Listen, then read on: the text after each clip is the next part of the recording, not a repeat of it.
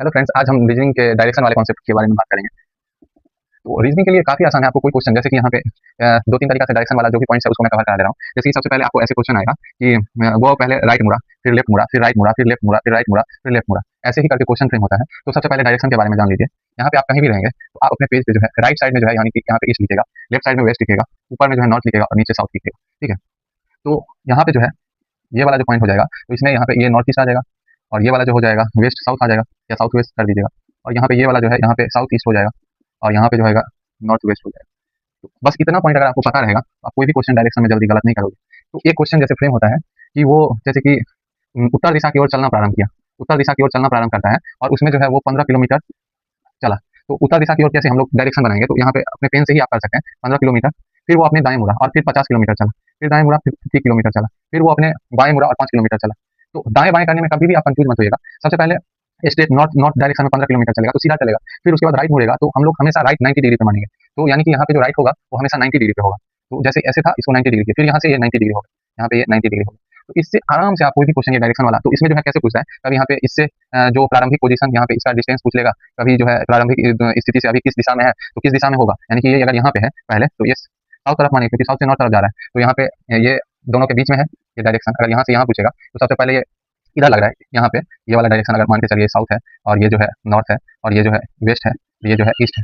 तो यानी कि ये इस तरफ लग रहा है और यानी कि ये इधर चल रहा है, यानी कि ये साउथ और वेस्ट के बीच में चल रहा है। तो साउथ वेस्ट भी मानेंगे तो इसको कोई इशू नहीं होगा। वैसे इसमें जो है जितना कंफ्यूजन लग रहा है आपको उतना कंफ्यूज भी नहीं करता क्वेश्चन। डायरेक्ट क्वेश्चन मतलब कि दिया रहता है और अगर आप इसी प्रकार से डायरेक्शन में जाएंगे तो आपको आसानी से समझ में आ जाएगा। और कभी कभी यहाँ पे दे दिया रहता है क्लॉक वाला, यानी कि यहाँ से बाएं ओर चला, यानी कि clock wise clock wise clock wise और एंटी क्लॉक वाइज। आप लोग क्लॉक वाइज और एंटी क्लॉक वाइज हमेशा करके चलिएगा। और यहाँ पे डिग्री में दिया रहेगा, यानी कि सबसे पहले दिया रहेगा ऐसे कि क्लॉक वाइज में जो है यहाँ पे लिख देते हैं क्लॉक वाइज और anti clock wise, anti clock wise. तो 45 डिग्री क्लॉक वाइज, फिर एंटी क्लॉक वाइज 45 डिग्री, फिर यहाँ पे क्लॉक वाइज 45 डिग्री, फिर 45 डिग्री एंटी क्लॉक वाइज, फिर 135 डिग्री क्लॉक वाइज, फिर 135 डिग्री एंटी क्लॉक वाइज। ये एग्जाम्पल है, आप लोग समझिएगा। फिर 45 डिग्री क्लॉक वाइज हो गया। तो इसमें क्या करना है, सेम वाला जो भी रहेगा उसको काट देंगे, काटना है। इससे क्या हो जाएगा, आपको पता चल जाएगा कि फाइनली जो जैसे कि वो बताएगा कि इस पोजीशन पे था, यानी कि ईस्ट में था। ठीक है? अब ईस्ट से जो है ये यानी कि 45 डिग्री क्लॉकवाइज, क्लॉक तो ऐसे सुई चलती है घड़ी की सुई। ठीक है? और एंटी क्लॉकवाइज ऐसे आएगा रिवर्स में। यानी कि एंटी क्लॉकवाइज को बोलते हैं जैसे कि क्लॉकवाइज को बोलते हैं दाहिनावर्त, यानी कि दाईं की ओर ऐसे चलता है, और इसको दक्षिणावर्त भी बोलते हैं। तो आप लोग क्लॉकवाइज को जो है क्लॉकवाइज दक्षिणावर्त भी बोल सकते हैं और दूसरा राइट भी बोल सकते हैं।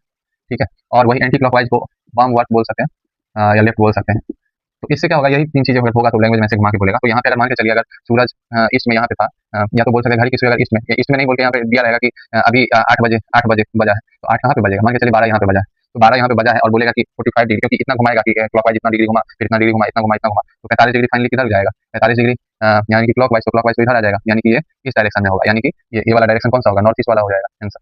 तो या तो इसमें आ जाएगा, या तो आपको मैंने बताया डायरेक्शन में पहले लेफ्ट मुड़ा, पहले फिर राइट मुड़ा, फिर लेफ्ट मुड़ा, फिर राइट मुड़ा। तो अगर लेफ्ट राइट वाला जो अगर होगा तो उसमें भी जो है left right left right left right अगर रहेगा तो उसमें लेफ्ट से राइट काटिएगा, लेफ्ट से राइट काटिएगा, लेफ्ट से राइट काटिएगा, और जो फाइनली लेफ्ट वाला होगा उसको वही आंसर हो जाएगा। तो फाइनली क्वेश्चन रहेगा यहाँ पे कौन से डायरेक्शन में भी है, तो जो बचा रहेगा वही आंसर आ जाएगा। तो इससे रिलेटेड जो है ना, मैं नेक्स्ट वीडियो में आपको कुछ क्वेश्चन भी करा दूंगा। सबसे पहली बात आप याद रखिएगा, कभी कभी कोई लोग देखते हैं कि कॉपी को घुमा घुमा के जैसे कि डायरेक्शन जाने की कोशिश करता है, लेकिन ये काफी सिंपल है। आप लोग जब भी कॉपी पे फ्रेम करेंगे तो ऐसे ही कीजिएगा, और आपके दाएं साइड यानी कि ईस्ट होगा, बाएं साइड वेस्ट होगा, ऊपर नॉर्थ होगा, नीचे साउथ होगा, और इस बीच में क्या हो जाएगा, इस बीच में क्या हो जाएगा जानते हैं, north east, south east, north west, और यहाँ पे साउथ वेस्ट हो जाएगा। और इससे आप जो है डायरेक्शन का पता करेंगे। जैसे क्वेश्चन लेते हैं कि पहले 50 किलोमीटर वो दाहिनी ओर चला, अपने दाहिनी ओर कहाँ चलेगा, कोई डायरेक्शन होना चाहिए। तो जैसे कि वो दक्षिण दिशा की ओर चला, तो दक्षिण दिशा इधर हो जाएगा नीचे की ओर, फिर वो अपने बाएं मुड़ा, तो बाएं कहाँ मुड़ेगा, इस साइड मुड़ेगा या इस साइड मुड़ेगा, बताइए बाएं कहाँ मुड़ेगा। ये तो दक्षिण दिशा की ओर है तो उसका मुख तो ऐसे होगा, और इसमें तो बाएं इधर आ जाएगा, यानी कि ये बाएं इधर आएगा। तो आप लोग इसमें कंफ्यूज मत होइएगा कि इस साइड दायां होगा, इस साइड बायां होगा। नॉर्थ की तरफ जाएगा तो नॉर्थ तरफ तो ऐसे ही जाएगा, तो दायां इस तरफ होगा, बायां इस तरफ होगा। तो इसमें कंफ्यूजन बिल्कुल मत रखिएगा। इससे रिलेटेड मैं लगभग अच्छा खासा क्वेश्चन प्रैक्टिस नेक्स्ट वीडियो में करा दूंगा, आपको कोई सुनिएगा। Thank you.